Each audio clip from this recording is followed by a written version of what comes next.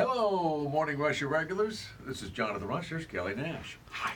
So here we go. Tomorrow's show today. Tomorrow's a big show for persons, well, for everyone. Because you don't know if you're going to need blood tomorrow. What if I told you you're going to need blood tomorrow? What if nobody gave blood? You know, you can't run down to the Publix and pick that up, can you, No, sir. You can go ahead and ask next time where's the whole blood? I need 4 units. They don't have it there. So tomorrow's the opportunity for all of us to give blood at the Plex. Beginning at 8 o'clock is when they're all set up. And this is the great thing about tomorrow. They have it all. How many stations do you think are there? Probably 12. Really? Oh, you're talking about blood stations. I thought you meant radio stations. I was going to say all of iHeart's going to be out there tomorrow, but I think we got like 5 stations there. Gotcha. So, but yeah, you're going to get in and get out way quicker than if you traditionally give blood at the Red Cross. So that's right. come on by tomorrow morning and we'll get you in and out. And not only do they feed you, but we're going to have Alan Jackson concert tickets we're giving away. The other radio stations are going to have other concert tickets that they're giving away from WNOK, The Beat, and whoever else. Steve will probably be there. I'm trying to convince somebody to give away one of those Garth Brooks collections. No! CD collection. Not the box set. The Tumbleweed has been given away for years. We're going to give that thing away one day. All right, so we got that going on. And, I wanted to talk about what was the biggest wasted blood you've ever found yourself in. What do you mean? Like when, you cut yourself or something, you got to... We can do that between 6 and 7. I'm trying to scoop that up and bring it to the Red. Let me run to the Red Cross with this. See? You wasted... See how I wasted this blood? Yeah. When I cranked the chainsaw with it, between my legs. Wow. You've seen that video. Hello. That's on YouTube? Yeah, that guy didn't have any problems going poopy after that. Wow. He got a big old hole for himself. Goodness gracious. You didn't see that video? No. Okay. That's a farm boy. That's a farm boy YouTube channel video, I think. Idiots We Grew Up With, I think is the channel. Okay, so tomorrow, we got the guy who's in love. Yeah, what is the dumbest thing you've done for love? We've got a guy who I'm pretty sure is going to top anybody. He is in love. He lives, I think, if I remember right, it's in Kentucky. And his wife, or his girlfriend, I should say, has been sentenced to like 6 months in jail. And he tried going without her, but he can't. He's got to be with her. So he called the cops, said something had been stolen from his house. They showed up. One cop came in, said, what's the problem? And he confessed, I really want you to arrest me because I want to go to jail and be with my girlfriend. The cop was perplexed. Yeah, He then shoved the cop. Uh-oh. The cop's like, I'm not going to arrest you just because you're an idiot right Right. now. So then the guy went in his room and he came out with a whole bag of heroin Oh, dear. and all kinds of other stuff. And the cop said, well, now I got to arrest you. And I guess he found out on the way to the court or wherever that, men and women are not in the same jails. Yeah, that's... So now he's really done it. Yes, not the best decision for love. But love is blind. And in this case... Probably high. Yeah. So, blind, dumb. But I know I've made dumb mistakes for love. I'm sure other people We have all made have. big moves. Yeah. Moved halfway across the country. Right. You didn't go to the college you should have gone to. Oh, that's a big one. Because you wanted to be with the lover. Yeah. What is the dumbest thing you've done for love? And you look back on it and go, what was I thinking? Sold a car and bought an engagement ring. Oh, my goodness. Ugh, that's a problem. Especially that car you sold, the one that you love, the 68 Camaro. Don't you wish you had that one back? Hey, okay, so we can do that tomorrow morning.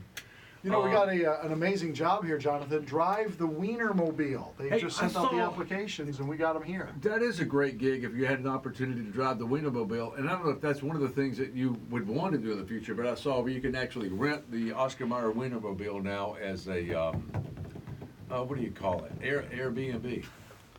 I don't know about that, but I know that it pays a lot of money to drive the Wienermobile. It's a one-year job, though. You only get the job for 1 year.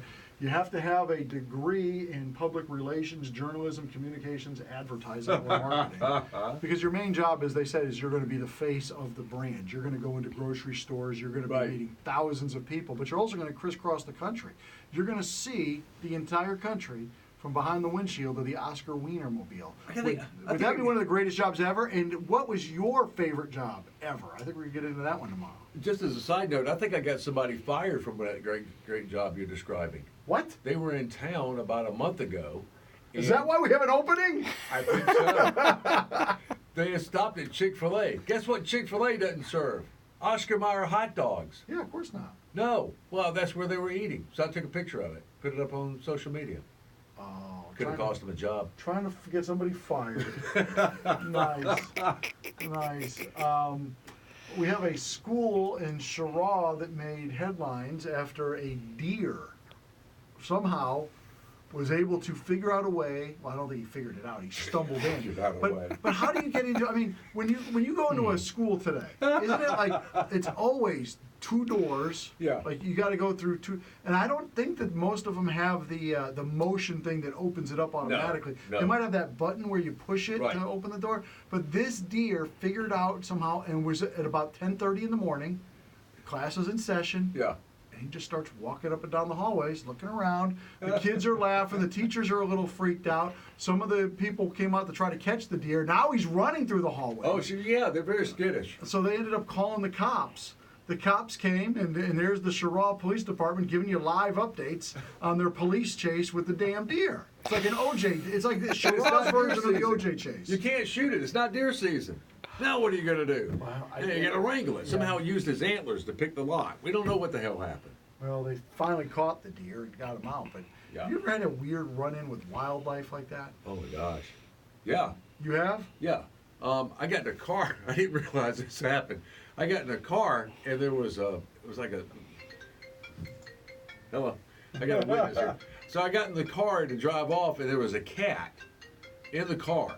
So it's not like a wild animal. This is domesticated. Yeah. Until I started driving off and the cat realized, hey, I don't want to go to work. Yeah, and jumped up right on my shoulder. I'm like, ah! Drove off. Oh my gosh, I almost you took could've killed my him. neighbor's mailbox out. Wow. Yeah, so that one, I don't know if that really qualifies. No, but that's pretty That's interesting. the first one I thought of. Yeah. I think my mom told me when she was a little girl, she had a cat. I want to say his name was Snowball or Fluffy or something. It was white. And her dad started driving to work, and he came to the stop sign or something. He stopped, and Fluffy had been sitting on the roof, or Snowball, whatever, and it just came sliding down the windshield and just stopped in front of him. I could just see my grandfather. What the hell are you doing, you flathead? Well, at least you stopped. Sally swears to this day that one of the cats, I forgot which one it is, that I drove off because the cat loved to sit on top of the car. She swears to this day that I took off and Intentionally. the cat had to jump off and probably died in a ditch. You know, Jonathan, it's my least favorite time of the year. We go from my favorite time of the year, Christmas, to my least favorite time of the year.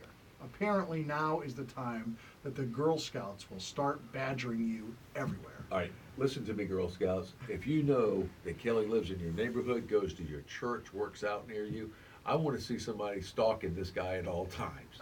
If you see him in traffic, hold up your cookies and yell out, "Hey, Kelly, how about another box?" It's relentless. He how these refuses people, to buy Girl Scout cookies. Why are they now? Isn't everybody on a diet? The whole world is on a diet right now, aren't they? And then you got cookies. Get the hell out of here! You're guilting me into buying these cookies. Anyway, the big news is that they've added to the lineup this year. Oh, good. So What? they're bringing back the Thin Mints, the Tagalongs, the Samoas, and now they've added something called the Lemon Ups. Ooh. A crispy lemon cookie that features 8 phrases inspired by the Girl Scouts, like, I'm a go-getter, I'm an innovator, I'm creative. They put those into the cookies. Okay. How about I'm a fatty? You got that one? No, that doesn't work. These make me thinner. That's what they should put on it. These cookies make me thinner. They also have a cookie, I guess, that came out last year in limited markets, and I think they're expanding it, called the Lemonades cookie, which is a shortbread cookie with lemon-flavored icing. I'll be honest, I'm not attracted to lemon cookies.